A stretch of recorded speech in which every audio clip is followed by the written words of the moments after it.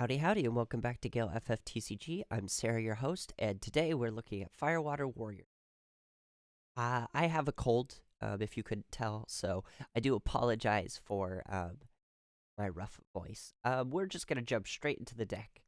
Um, this is a Firewater tempo list. Basically, it has all of the best fire and water cards in the game, and it's designed to be a bit of a meta slayer type of deck.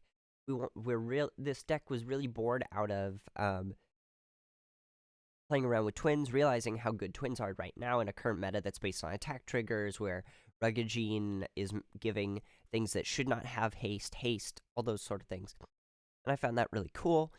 But the engine I was running initially that only wanted to run Palom and Porum just didn't have enough answers or ways to get around it if Palom and Porum didn't stick. The deck lived and died by Porum and Palom being on the field for any length of time, so it wasn't very resilient.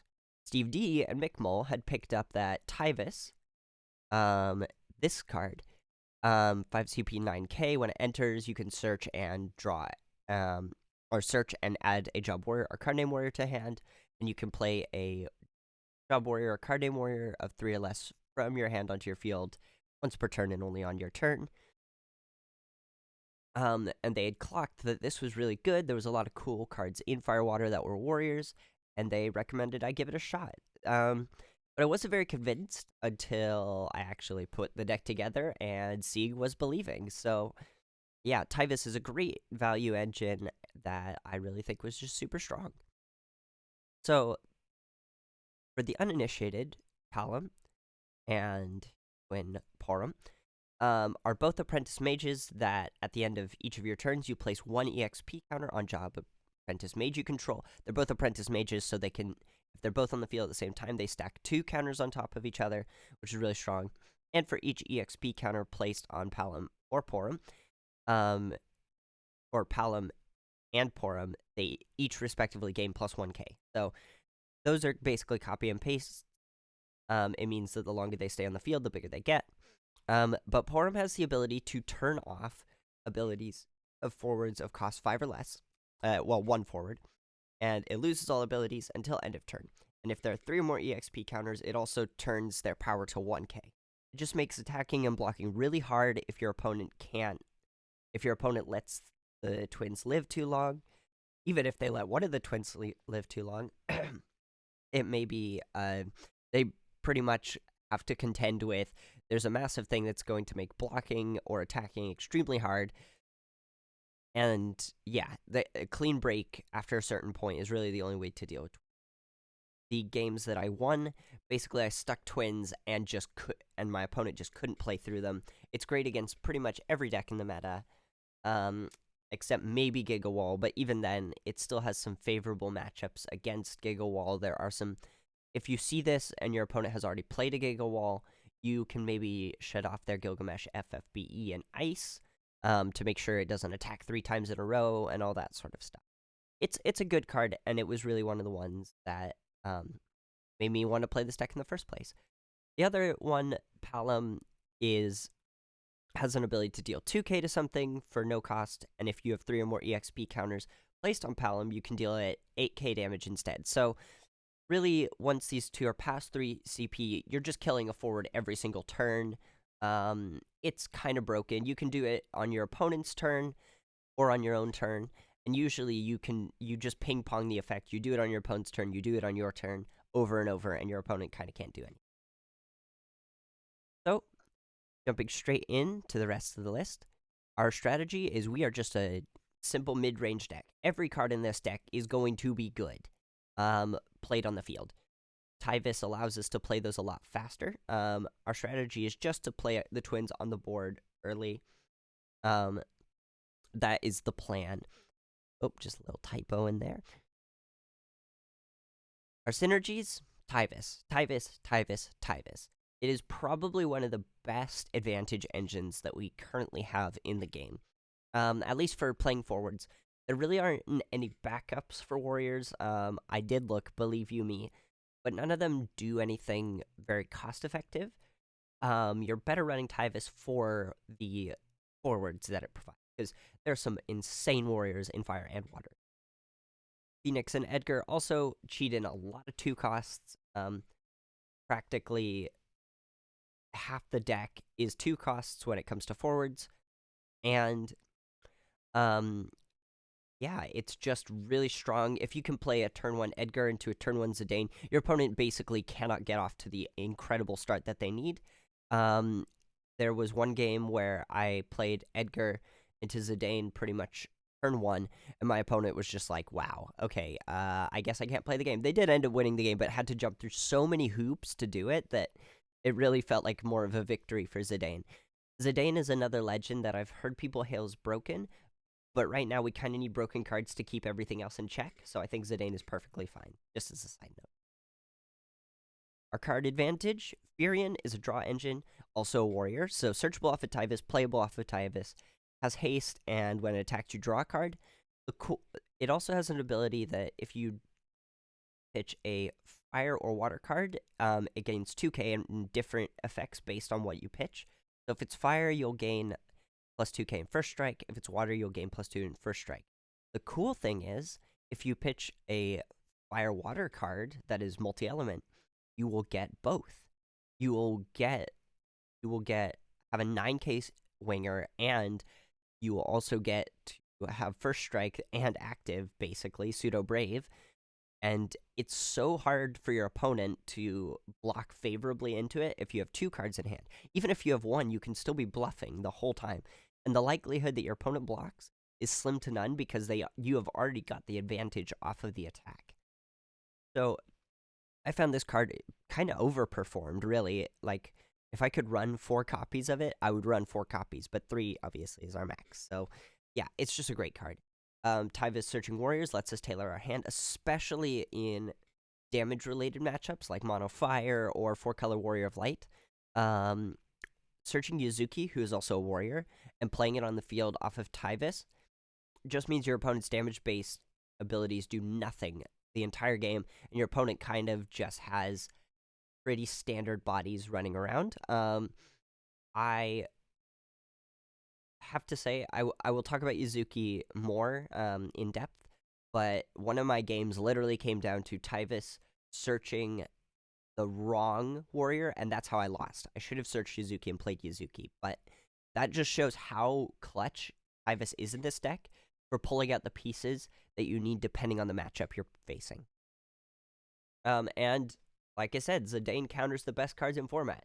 Sometimes card advantage for us is card disadvantage for our opponents.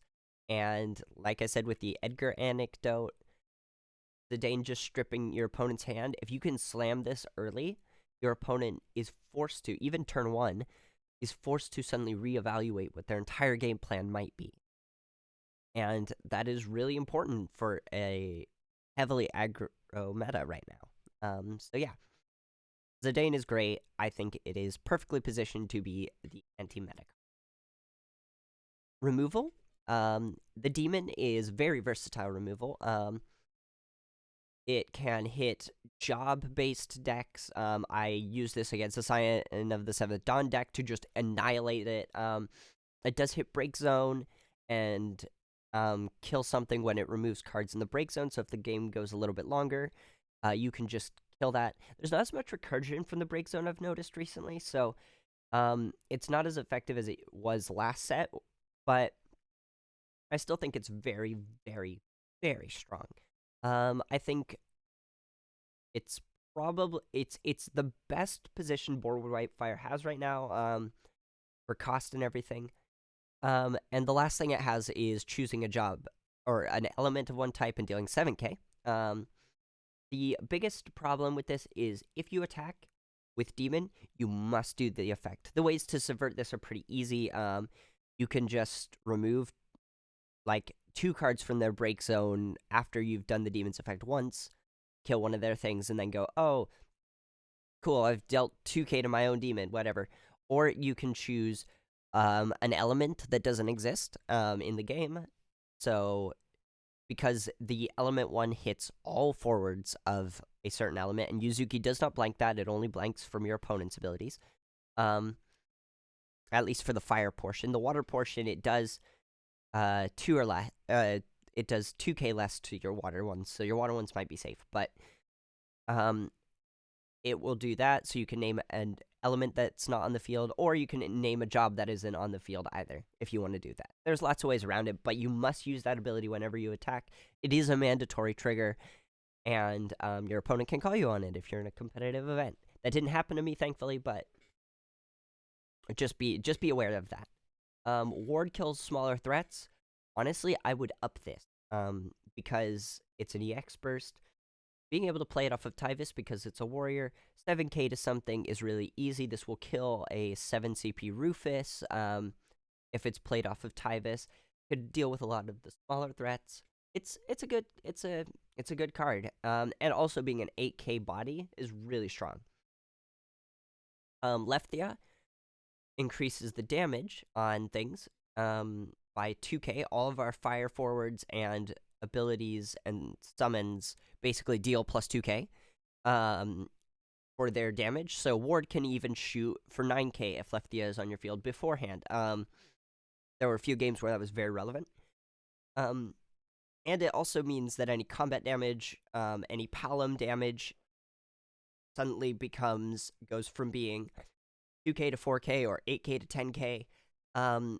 Phoenix suddenly is doing 4k to a board, and then you can trick in Palom. This happened a couple times over the tournament where I'd trick in Palom and suddenly shoot something for 4, and, it's an 8k, and was your opponent just kind of holds to that kind of removal.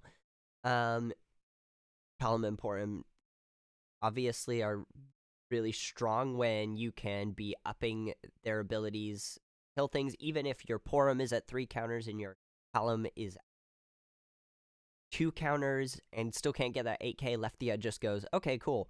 Turn that Porum blanks this thing. Palom shoots that thing for 4k. Cool. Lefthea also has a damage 3, which is worth noting that it deals 6 damage when it enters. But really, the secret line of text on that is Lefthea deals 8k. Just be careful your opponent doesn't turn Lefthea off before you get to resolve that trigger. Otherwise, it will just be 6k. But even so, 9 times out of 10, it's not, because they're trying to blank your Palom or your Porum or whatever else is doing some crazy amount of damage. Already discussed Palom and Porum dealing damage and turning off abilities. 6 CP Leviathan is super well positioned right now in the meta. I have hardcast this card and not felt bad about it. Lefthea deals with Regagine and Gigawall, the 2 premier light cards in this format. Without going into either too much, all you need to know from this tiny anecdote I'm about to tell you is that Levy's great. My opponent drops Rufus turn 1 with Regagine. They empty their hand to do it. And normally this spells complete disaster. I'm like already bricking it. I will be down cards in hand. I'll be down 2 cards in hand already. I'm gonna start at a disadvantage. My opponent swings, and sorry, I hit Leviathan, EX burst damage 1. I go ahead and remove my opponent's forwards from the game, and boom, there you go. It is so powerful to be able to bottom deck light cards right now, especially because bottom decking in some ways is the worst kind of removal to see, because your opponent, you can't, unless your opponent has a search, your opponent's likely not going to see that for the rest of the game, and if they do, then you probably are in a pretty horrible spot, or you're already winning the game, which is quite good. It's also great because you can bounce forwards back to hand that don't have specific ETBs like Regagine. Regagine is useless in a main phase 2 compared to main phase 1. It's a card you always want to play in main phase 1. So this deals with that. And on top of that, we've got it can return a water forward, so we can return Yuzuki, we can return Porum. So it just gives us so much versatility in a meta that really is crying out for that kind of versatility. Great card. Cannot recommend highly enough. Protection. We need a lot of protection for basically everything that exists in the meta. Amaterasu, I would bump this to 3. I don't know what I would take out. Probably a Titus. I would bump Amaterasu to 3 because Gigawall is just that good. Alex Hancock's the world champion, went on to take that list 2 worlds. Or to win that list in Worlds and also win that list with Amaterasu. Not with Amaterasu. Sorry, this cold is absolutely messing with me. And Amaterasu is and Amaterasu is kind of the out to that. Originally I was on 2. I would go up to 3. It stops 4-color Warrior of Light as well. This deck doesn't care about 4-color Warrior of Light as much. The matchup is still pretty 50-50. It can go either way depending on who opens better. But the reality is, Amaterasu deals with a lot of the threats. It doesn't kill, and I think that's people's beef with it is, oh, it doesn't kill like it used to. Sometimes you don't care if it kills. Sometimes you just need to survive the game. And if you have a board state already and your opponent has a way of dealing with your board state, it's better to stop your board state getting removed so that you gain a turn of breathing space, which is very hard to get in an aggro meta. I think Amaterasu should go up to 3 in most of my lists, just because of wall and things like that. So, Yuzuki. I cannot tell you how many times this card stopped my opponents from just playing their games outright. I played a few Warrior of Light matchups where my opponent has Ferris on the board, the 3 CP one that pings all your Warriors of Light, and then they just start shooting your board. Yuzuki just stops that. Ferris is a dead card when it says, oh, you can't deal any damage to any of my forwards. Like, it's a dead card. And even if they hit, like, just your water-only forwards, it's 2k less. So your opponent normally will have about 3 or 4 forwards on the board.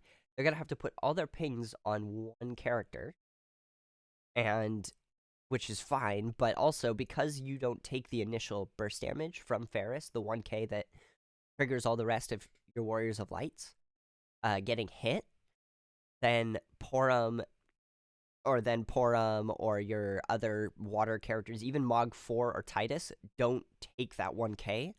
So your opponent already has to work so hard to deal so much damage. They don't have that extra initial tiny burst that sometimes make the difference with odd numbers. It's just broken. The card is searchable off of Tyvis, playable off of Tyvis. Usually my favorite, like, turn 1 or 2s is play Tyvis, play Yuzuki, pass. And your opponent kind of is floundering for answers, unless they're kind of in Earth or Lightning, which is just only break. But the meta is pretty far away from that at the moment, so yeah, Yuzuki's just great. Not much more to say. Kukulin, on the other hand, is brilliant. This card is an EX burst 1 CP, turns off abilities, draw a card. The amount of times this has happened in a game where my opponent was just getting really aggressive, they wanted to swing in with something, they would hit an EX burst first, and I would go, okay, stop that thing from attacking. Like, it's just so strong. This card is really good against twins. Just as a side note, it takes their power down. So if you're running this in a twins mirror, or even like running against the Dane or something like that, basically this card is a hard counter to just about everything in this deck. It is really strong in the meta where aggression is a massive thing, Rufus Ruggagine is a thing, Gigawall is a thing, and it just acts like another copy of Porum. And honestly, we kind of just need that. Like, some of the reason this deck is so good is because it has redundancy, and a lot of redundancy. So, yeah. Recursion. Phoenix is our only piece of recursion. And oh my goodness, it's a good one. So I set myself a little bit of a challenge. I didn't think I would be winning anything, just with how little prep time I'd put in. But what was interesting was Phoenix. And I knew Phoenix was going to be a good card, so I set myself a goal. I'm going to try and trick in a Zidane and steal my opponent's card that they just searched. And I did. I got to do that not once, but twice in the event, and it felt super fun and super good. Phoenix is very strong. I've mentioned, obviously, with Lefthea and Palom, you can go ahead and deal 8k to something, 4k across the board. There's a lot of really cool, really strong things you can do with Phoenix. I have tricked in Porums, I tricked in Furions, I even tricked in Leftheas to deal damage on my opponent's turn. Basically, everything in this deck gains a benefit for being on the field on your opponent's turn in a way that they did not expect, and Phoenix just makes that work every time. I love this card. I think it is one of the older cards that still remains relevant to this day, predicated entirely upon its cost. And the fact that 2CP cards are always going to be around. It's always going to be good in some type of deck, I think. But yeah, that's the last for Recursion. A little thing I should mention is the backup engine. It's just Royals. It's pretty simple, all things considered. The interesting, like, run from behind is the 2CP Meath. It's an EX burst. You can just pitch a multi-element to search for any card that isn't a backup, basically. It's really strong. It didn't come up as often as I would have liked, and some of the other variants I've seen of this were built a little bit more around Meath and having multi-elements there. But the reality is it's just not that great.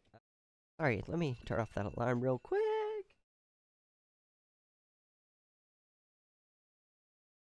And apologies. And what was I? Oh yeah, and a lot of other decks were running Arciela and that sort of thing. Arciela is an okay card. I'm not as sold on it, but it is a type of damage, and it makes Furion a little bit better. But yeah, a lot more people were on more Meath than I was. So yeah, on to the weaknesses of the deck. Bad setup kind of makes the deck crumble, as with a lot of decks. But the problem with this deck is that if you cannot stick twins early, or your opponent has a way of dealing with twins early, you are kind of stuck in a position where you've played. If you play Palamporum turn 1, you will either win or you will lose. Like, straight up. There's no in between. There's this. If your opponent is if you're willing to pitch your hand or able to pitch your hand early to get them on the field, your opponent doesn't like board wipe them or remove Porum, because Porum is definitely the most dangerous one. If it doesn't deal with either of those, then you're gonna win. If they do deal with either of them, you're in trouble, because you probably don't have any backups. You might have one backup if you play like Edgar or something, but that's it. You're stuck already from the back, and your opponent can kind of just play on that the rest of the game. Early aggro is hard to deal with. For every Rug Rufus into Leviathan game I had, there was another game where my opponent just set up so fast with 4 forwards on turn 2 that all I could do was throw down a Tyvis and a Yuzuki and pray, and that wasn't always enough. So yeah, early aggro is another thing that this deck absolutely. And yeah, that is the list. I had such a great time. If I was to change anything, I would probably just change Tidus. Tidus was in the deck with some ideas of breaking boards and that sort of thing, but the reality is it was too slow. It didn't have haste on it, so it didn't really matter. I would probably change that to an Terrasu, as I've said. I'm not necessarily sure what else I would put in. I would maybe drop the demon down to 1. I think, unfortunately, we're set in a place where board wipes are not enough. They're too slow or too conditional right now to be good. In some ways, I think even running 2 demon is maybe too much. So I would maybe drop 1 demon down to a ward. I think he's really probably the best other option. Other than that, honestly, I'm very happy with how the deck performed. Shout out to Firestorm Games and to everyone at the Winter Cup who made the event so memorable and so much fun to be at. Honestly, probably the best event I've been at in a pretty significant amount of time. So, yeah, thank you very much for watching. Have a great day and a great rest of your week. Don't forget to like, comment, and subscribe. The deck list will be in the description as always.